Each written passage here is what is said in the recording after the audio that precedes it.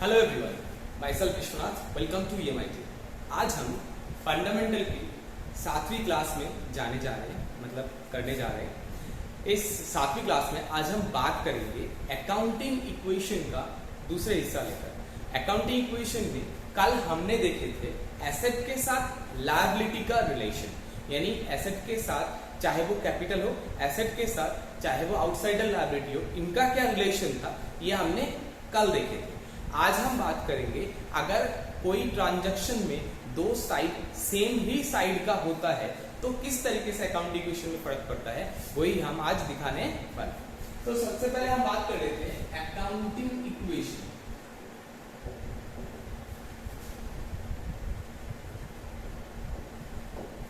Accounting equation में हमने क्या देखे थे कि मेरा बिजनेस में जितना एसेट है वो बराबर है लायबिलिटी एंड कैपिटल के टोटल।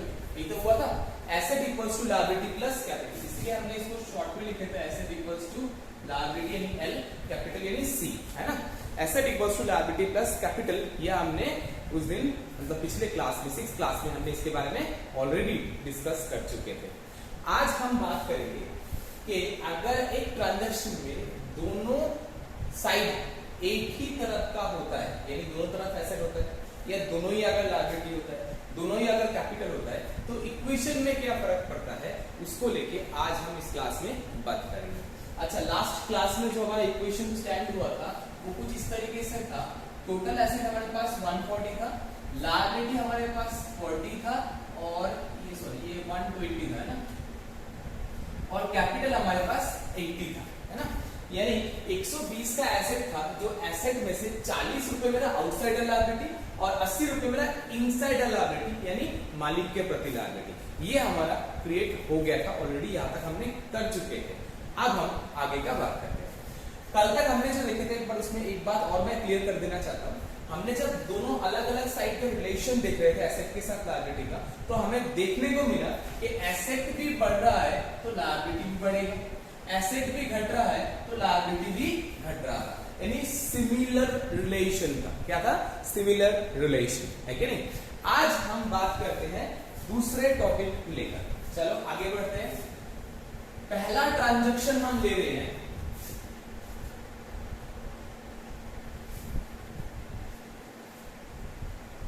ए फर्नीचर परचेज्ड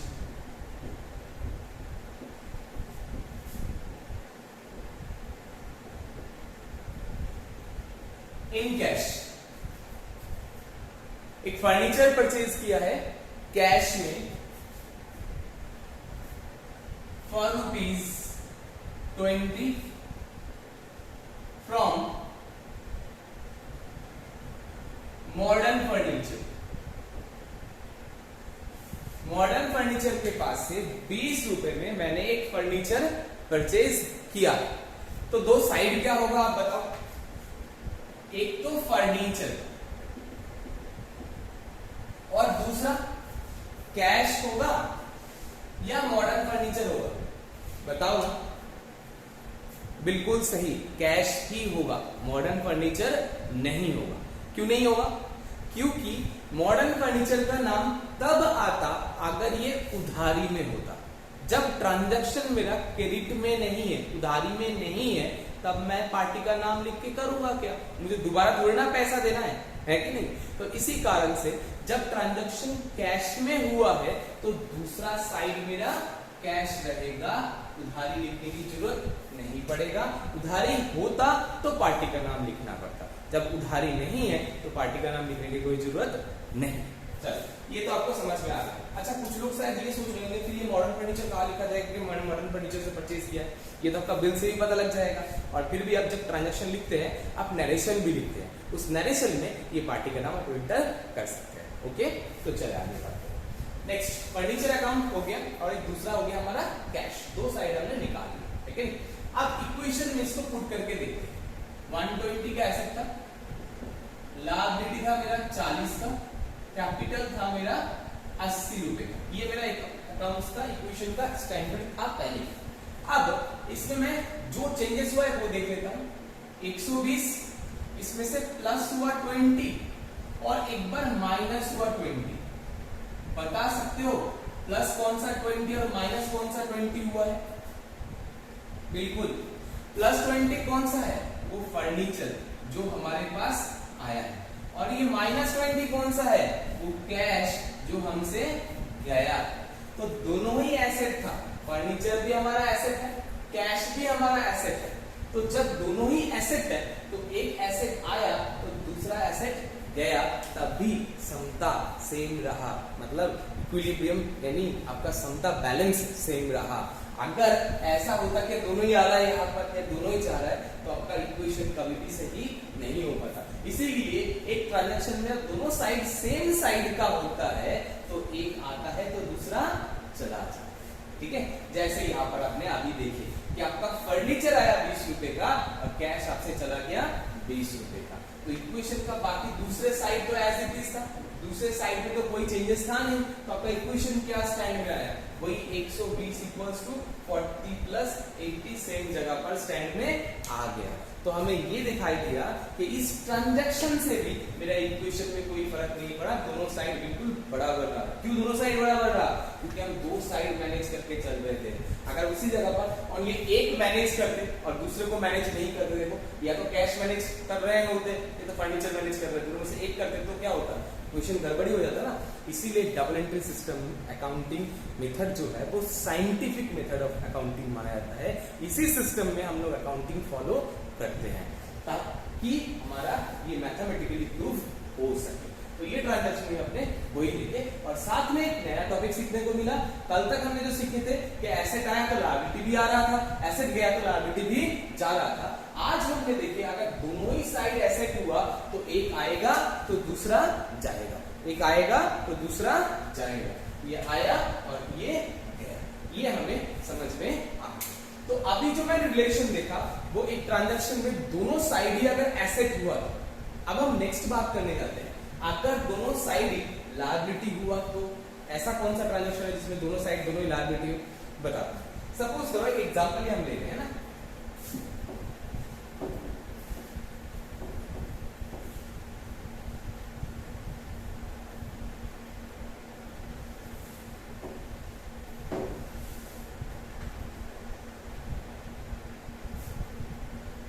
छठा इक्वेशन हमारा है ना। तो अब हम नेक्स्ट ऑप्शन लेते हैं जिसमें लायबिलिटी एक आएगा एक लायबिलिटी जाएगा। कैसे?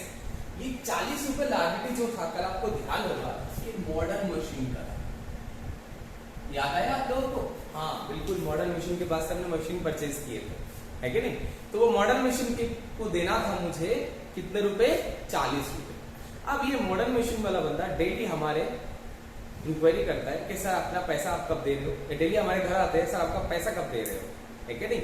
तो इसलिए हम चाहते हैं कि डेली वो बंदा हमारे आके हमें परेशान ना करे, उससे अच्छा 2 महीने बाद विद इंटरेस्ट कितने तारीख को पैसा ले जाए। अगर इंटरेस्ट है तो, बिना इंटरेस्ट का है तो कोई बात ही नहीं। तो चलो बिना इंटरेस्ट का ही मैं मान लेता हूँ अभी कि 2 महीने बाद वो आके अपना 40 रुपए लेके चला जाए, ऐसा मैं चाहता हूँ। तो फिर कैसे होगा बताओ? तो मतलब मैं ये जो लायबिलिटी है मॉडर्न मशीन का, पहले वो क्या था? क्रेडिटर में था जो मुझे ऑन डिमांड देना था।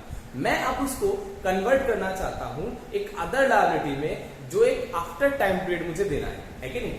ऐसे लायबिलिटी को हम क्या बोलेंगे? Bills payable. क्या बोलेंगे? Bills payable. तो मैंने क्रेडिटर ब्रैकेट में लिख दिया मॉडर्न मशीन ऑफ ₹30 मान लेता हूं, 30 रुपए, 10 रुपए भी रहने देता हूं, 30 रुपए was converted into bills payable। मतलब एक लायबिलिटी को दूसरे लायबिलिटी में कन्वर्ट कर रहे हैं, सीधी सी बात है कि नहीं? इसका मतलब ये हो गया हमारे पास एक नया लायबिलिटी आ गया, क्या? बिल्स पेबल के नाम से, और एक लायबिलिटी गया मॉडर्न मशीन यानी क्रेडिटर, कितने रुपए का? 40 रुपए का। तो ये लायबिलिटी आया और ये लायबिलिटी गया। अब इक्वेशन में कैसे होगा वो हम देखते हैं। आपका इक्वेशन क्या था? 120 इक्वल्स टू 40 प्लस 80, ये था ना? अब इसमें क्या हो जाएगा, 120 तो एज इट इज इधर जैसा है वैसे ही रह जाएगा। यहाँ 40 में से एक बार हो जाएगा 30 रुपए माइनस, एक बार हो जाएगा 30 रुपए प्लस। क्यों भाई? क्योंकि -30 उसके लिए जो लायबिलिटी जा रहा है, कौन सा लायबिलिटी गया? मॉडर्न मशीन क्रेडिटर, है ना? क्रेडिटर एक लायबिलिटी था, वो चला गया संडे क्रेडिटर हमारा, ये क्रेडिटर हमारा चला गया, क्रेडिटर की जगह पर एक नया लायबिलिटी आ गया, कौन सा? बिल्स पेएबल, जो एक टाइम लिमिट के बाद मुझे देना है, अभी नहीं देना, ऑन डिमांड कोई मतलब नहीं है, 2 महीने बाद देना, ठीक है नहीं? तो और इधर का 80 जो था वो वैसे सेम 80 रह गया। तो इक्वेशन क्या रहा? 120 इक्वल्स टू वही 40 प्लस 80। तो एक आया एक गया, इस वजह से क्या हुआ? इक्वेशन फिर से मेरा बैलेंस में आ गया, दोनों साइड बैलेंस हो गए। इसी तरीके से अकाउंटिंग इक्वेशन में काम होता है, और इसी तरीके से हर ट्रांजैक्शन में जब हम दो साइड मैनेज करते हैं तो इक्वेशन का बैलेंस रहता है, जिस वजह से अकाउंटिंग पूरी तरीके से सफल प्रोसेस में चलते रहता है और साइंटिफिकली प्रूव भी हो पाता है, और वो सबके द्वारा एक्सेप्टेड भी होता है। अगर ऐसा नहीं होता तो एक्सेप्टेबल नहीं होता। जैसे आपको मैंने बताया था, सिंगल एंट्री सिस्टम एक्सेप्टेबल नहीं है, but double entry system scientific method है, इसलिए वो एक्सेप्टेबल है। ओके, तो चलो आगे बात करते हैं। ये तो हमें समझ में आ गया। अब एक इक्वेशन और एक ऐसा बताओ जिसमें एक बार कैपिटल आएगा तो एक बार कैपिटल जाएगा, ठीक है? और मेरा इक्वेशन सेम रहेगा, वो भी मैं इसमें दिखाना चाह रहा हूं। अभी तक मैंने क्या क्या देख लिया? अभी तक मैंने एसेट में चेंजेस देख लिया, लायबिलिटी में चेंजेस देख लिया, अब बाकी रह गया कौन सा? कैपिटल। तो मैं कैपिटल लेके ही बात करने जा रहा हूं। ओके, इरेज करें।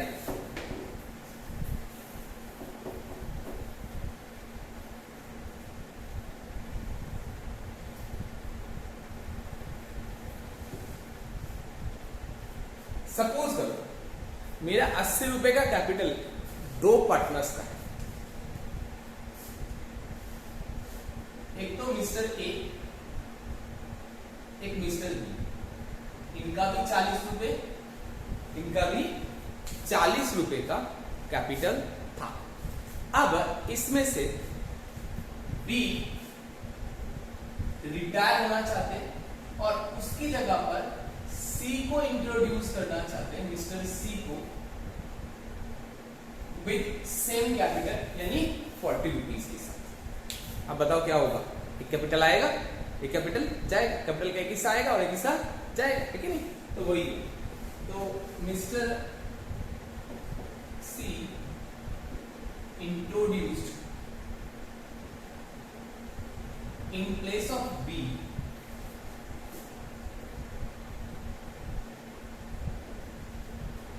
with same capital। तो मतलब क्या होगा? एक कैपिटल आएगा, किनका कैपिटल आएगा? सी का, और जाएगा कौन सा? बी का कैपिटल। बिल्कुल सही। तो सीज कैपिटल तो इन हो जाएगा यानी आएगा, और बीज कैपिटल जो है वो आउट हो जाएगा। यानी इक्वेशन में लिखते हैं तो 120 इक्वल्स टू 40 प्लस 80 था। अब क्या हो जाएगा? 120 भी सेम, 40 भी सेम, कोई चेंजेस नहीं। 80 था, अब इसमें से माइनस हो जाएगा 40 और प्लस हो जाएगा 40। अब -40 कौन सा हुआ? जो जा रहा है यानी 20 का, प्लस 40 कौन सा? यानी 30 का। तो इक्वेशन क्या रहेगी? 120 इक्वल्स टू 40 प्लस 80 ही रह गया, जो आपने शुरुआत में देखे थे। तो आपका इक्वेशन इस ट्रांजैक्शन से भी बराबर रहा, सेम रहा। क्यों रहा? क्योंकि दो साइड आप मैनेज कर रहे हो। दो साइड जब आप मैनेज करोगे तो ये बैलेंस बना के चलेगा। जैसे गाड़ी का दो पहिया सेम तरीके से चलता है, साइकिल का या बाइक का, देखो सेम तरीके से चलता है, तभी तो रहता है सही। अगर एक ऊपर नीचे हो जाए तो बैलेंस बिगड़ जाता है। तो वही कहानी है इसी तरीके से, या एक टायर नहीं रहे दूसरा रहे तो सोचो कैसे होगा। तो सेम तरीके से हर एक ट्रांजेक्शन में हमें दो साइड देखना पड़ेगा कि क्या सुविधा आ रहा है या क्या सुविधा जा रहा है। अगर तो सेम जैसा ही हुआ तो, अगर दोनों अलग अलग जैसा है तो दोनों ही आ सकता है और दोनों ही जा सकता है। ये बात भी अब हमारा क्लियर है, साफ है। कोई दिक्कत है किसी को इसमें? अगर कोई डाउट है तो आप हमें डाउट सेक्शन में इसको क्लियर कर सकते हैं। ओके, इरेज करें इसको। तो चलो अब हम नेक्स्ट टॉपिक लेके बात करते हैं।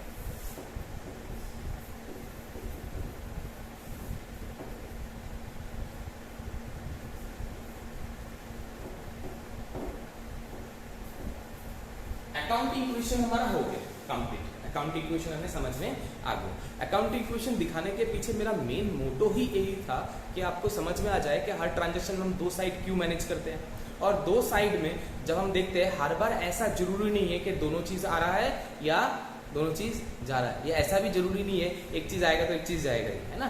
तो ऐसे किस तरीके से होता है, इसको सही तरीके से समझने के लिए हर ट्रांजेक्शन में होता तो ऐसा ही है, एक सुविधा है एक सुविधा है, बट समझने के लिए मैंने इस अकाउंटिंग इक्वेशन का आपका सहारा लिया था ताकि आपको सही तरीके से ये चीज समझ में आ जाए। अब हम नेक्स्ट टॉपिक लेके बात करते हैं। नेक्स्ट टॉपिक क्या है, अब हम कुछ ट्रांजेक्शन आपको बताएंगे, उसमें आपको दो साइड निकाल के दिखाना पड़े। ओके, बहुत सिंपल है, छोटा सा, मैं दो चार एग्जांपल आपको बताता हूँ, उसके बाद बाकी आप खुद ही कर लो। जैसे जब भी कोई एसेट परचेज हो, first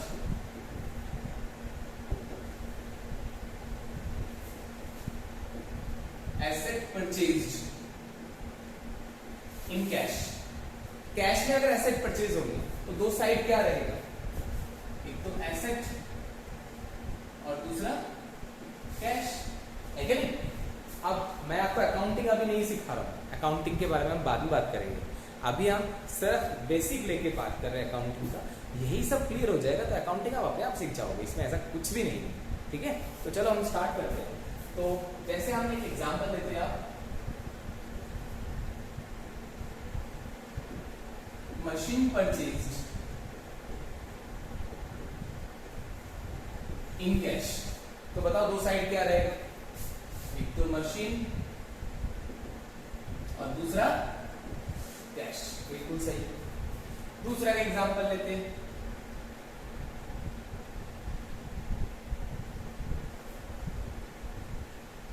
furniture purchased in cash, तो बताओ क्या होगा, फर्नीचर कैश। अब एक तीसरा एग्जांपल लेते हैं, machine purchased in cash from modern machine. आप बताओ ना दो साइड क्या रहेगा। हाँ, कुछ लोग सोच रहे होंगे मशीन और मॉडर्न मशीन, नहीं, मॉडर्न मशीन तब होता है जब उधारी होता है। तो आप जब कैश में ही परचेज कर रहे हो तो पार्टी का नाम लिखने की जरूरत आपको नहीं है, तो क्या हो जाएगा, मशीन आया और दूसरा साइड कैश गया, ठीक है नहीं। तो दोनों ही सेम जैसा था, ये भी एसेट ये भी एसेट, ये देखो ना, ये भी हमारा एसेट ये भी हमारा एसेट, ये भी एसेट ये भी एसेट ये भी एसेट ये भी एसेट। तब जब दोनों साइड एसेट होता है ऑब्वियसली आपको पता है एक आएगा तो दूसरा जाएगा। अब कौन सा आ रहा देख लेते हैं, मशीन परचेज हुआ तो मशीन आया कैश गया, फर्नीचर परचेज हुआ फर्नीचर आया कैश गया, मशीन परचेज हुआ फिर से दोबारा कैश में तो मशीन आया कैश गया। बिल्कुल आप लोगों को सही समझ में आ गया, कोई दिक्कत है किसी को इसमें, कोई प्रॉब्लम नहीं। अब हम नेक्स्ट में जाते हैं।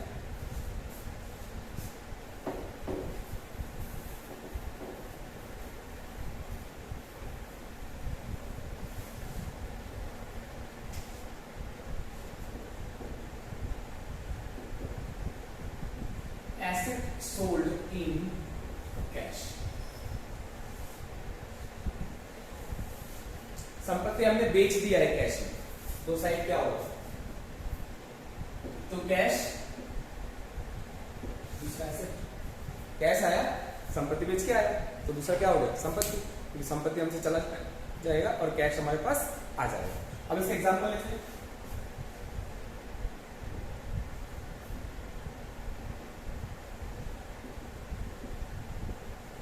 मशीन सोल्ड इन कैश, बताओ क्या होगा, कैश मशीन, दूसरा फर्नीचर सोल्ड इन कैश,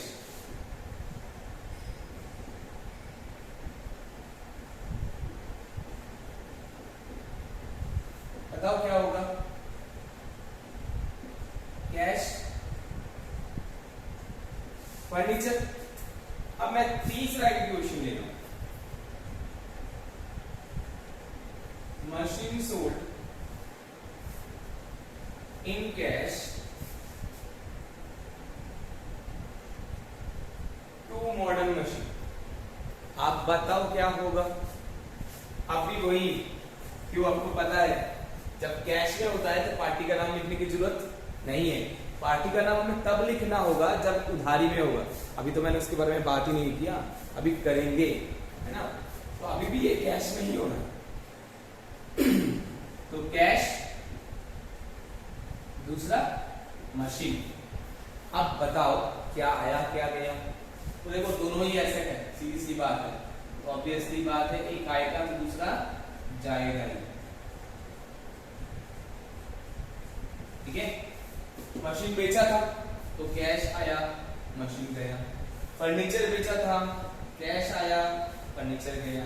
यहां पर भी सेम, कैश आया, मशीन गया। समझ में आ गया आप लोगों को। तो हर ट्रांजैक्शन में अगर दो साइड सिमिलर साइड का होता है तो एक आता है तो दूसरा जाता है, और वही जगह पर दोनों अगर अलग अलग साइड का होता है तो क्या होगा, ये आपको पता है। फिर भी मैं बता इरेज करूं।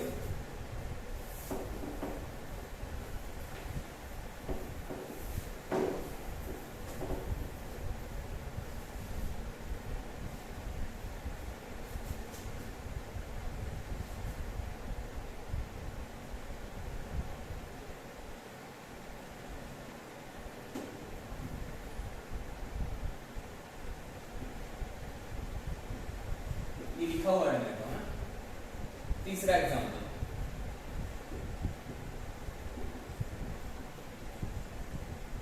Asset purchase on credit. बताओ अब उधारी में परचेज हुआ है तो क्या होगा, एसेट आया और साथ में एक लायबिलिटी भी ले आया। कौन के नाम से, जिस पार्टी से हमने उधारी लाए थे वो पार्टी, है ना, क्योंकि उसको पैसा चुकाना पड़ेगा।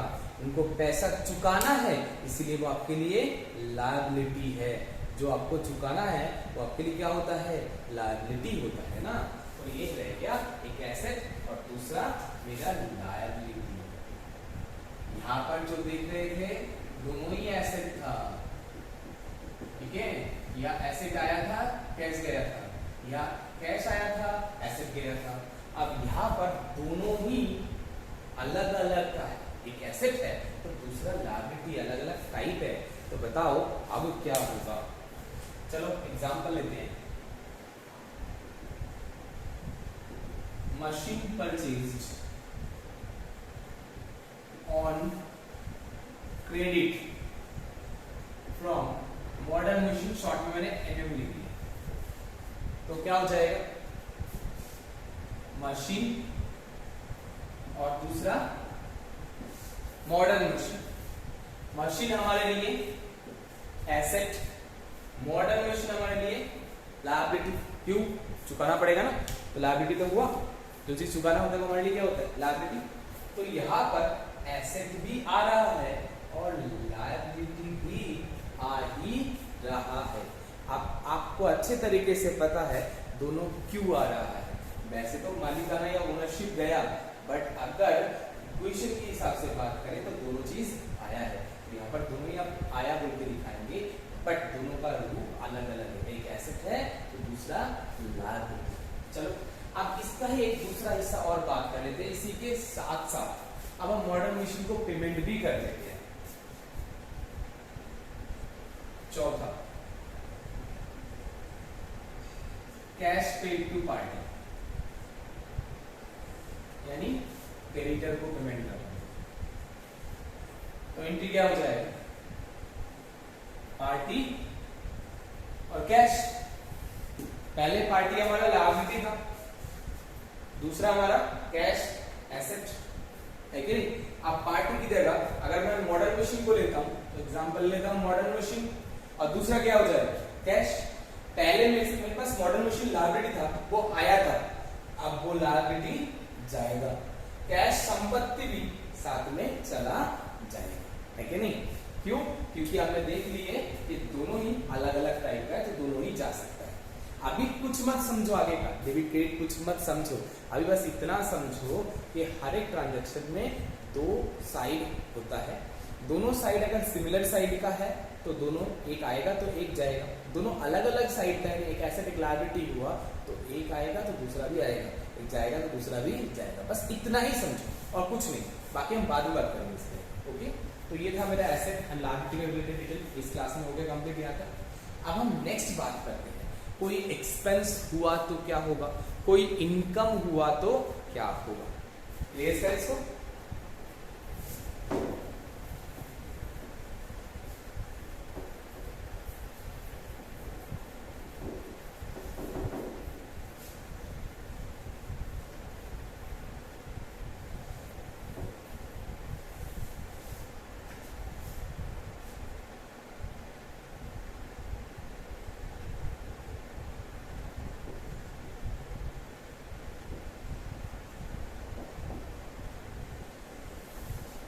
Expense paid in cash.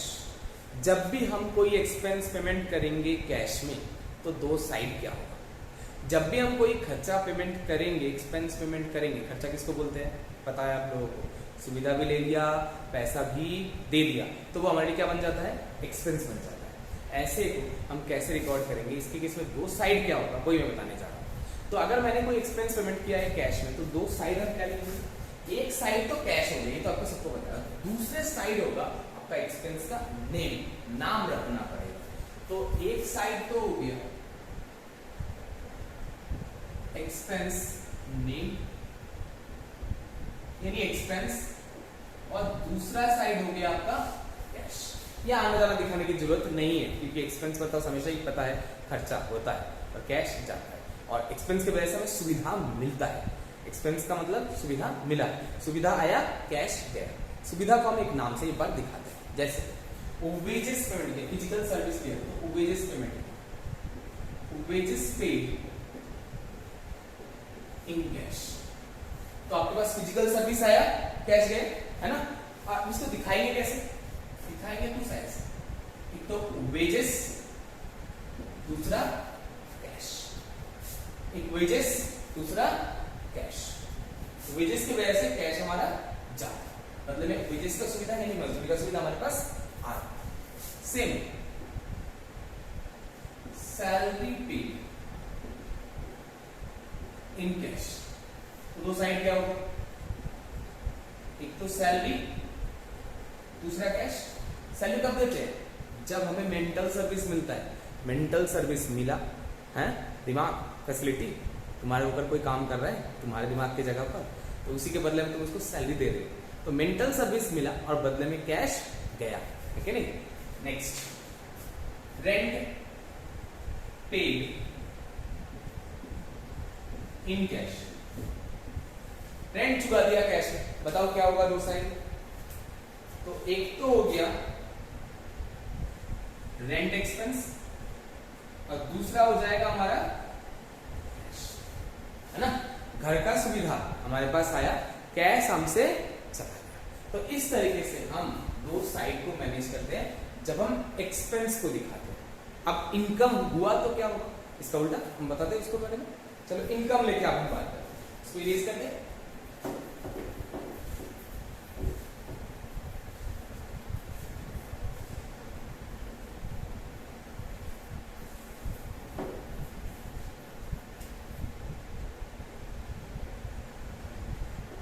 Income received in cash, कोई सुविधा दिए बदले में आपको पैसा मिला तभी तो इनकम होता है। अपने गुड सेल किए बदले में आपको पैसा मिला, सर्विस सेल किए बदले में आपको पैसा मिला, अब घर का सुविधा दिए बदले में आपको रेंट मिला है, किसी को अगर सामान बेच दिया आपको कमीशन मिला, है ना। पैसे का सुविधा दिए बदले में आपको इंटरेस्ट मिला, तो ये सब क्या है आपके लिए इनकम। तो अगर कोई इनकम होता है तो उस केस में हमारा दो साइड क्या होगा, अब मैं वो बात, एक तो होगा हमारा कैश, क्योंकि कैश आएगा कहां से आएगा, इनकम से, तो दूसरा साइड हम लिखेंगे इनकम रिसीव्ड, ठीक है। जैसे आप एग्जांपल लेते हैं,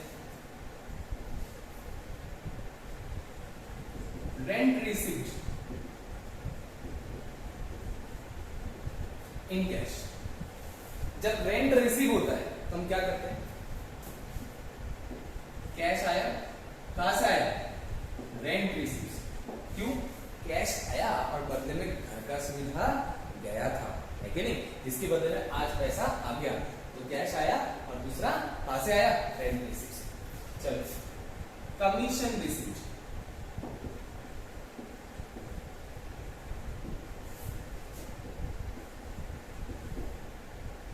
अब बताओ आपका दो साइड क्या रहेगा, cash and commission received. Cash आया, कहां से आया, कमीशन रिसीव से। सेम इंटरेस्ट रिसीव करे तो कैश और दूसरा साइड इंटरेस्ट रिसीव्ड। ऐसे हम दो साइड मैनेज करते हुए चलेंगे। इसका फायदा हमें आगे मिलेगा, अभी बस हम आपको सिर्फ दो साइड निकल के दिखा रहे हैं। बाद में इसका एक क्लास होगा जिसके द्वारा आपको समझा दिया जाएगा कौन सा आया कौन सा गया, आप एक बार में ही समझ जाएंगे। उसको ही हम जर्नलाइजिंग बोलेंगे, है ना। बट अभी उसके बारे में हम बात नहीं करते, अभी हम बस इतना ही बोल के चल रहे हैं कि हमने सिर्फ हर ट्रांजैक्शन में दो साइड निकालना है। आज आप लोग कुछ मन में अपना ऐसे ही ट्रांजैक्शन आप बनाइए और उसका दो साइड निकालने का कोशिश कीजिए। अगर हो जाता है तो भी अच्छा, नहीं होता है तो आप डाउट सेशन में मुझे जो भी क्वेरीज है वो क्लियर कर लीजिए। बट अभी डेबिट क्रेडिट के हिसाब से कुछ भी आप मत समझिएगा, बस सिर्फ आपको दो साइड निकालना है, दो अकाउंट निकालना है रिलेटेड एक ट्रांजेक्शन के अंदर, बस इतना आपको करना है। फिर भी आपको क्वेरी है तो डाउट सेशन में जरूर से इसको क्लियर कर लीजिए। थैंक यू, आज के लिए इतना ही। जय हिंद।